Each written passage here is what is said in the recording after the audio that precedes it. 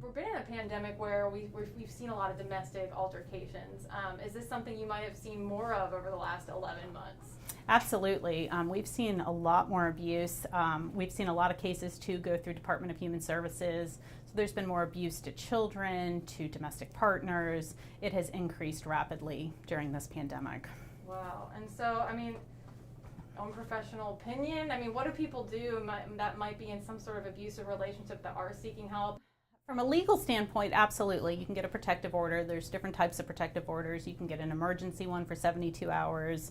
You can get one for extended for 15 days, and then you can get one for up to 2 years. But at the end of the day, the protective order is just a piece of paper.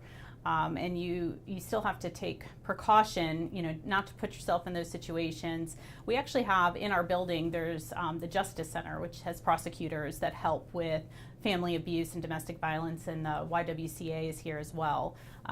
So I would urge people that are victims of domestic violence to reach out to organizations that are there to help them, because you need that extra help in addition to your legal, process of the protective orders.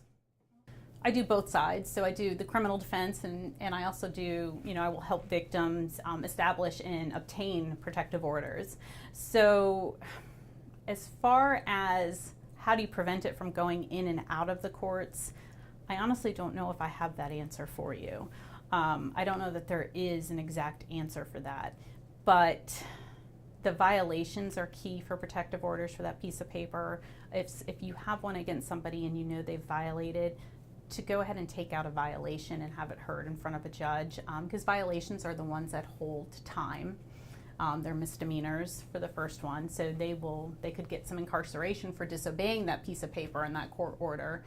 So I would just urge people to continue through the process, the legal process, to help them.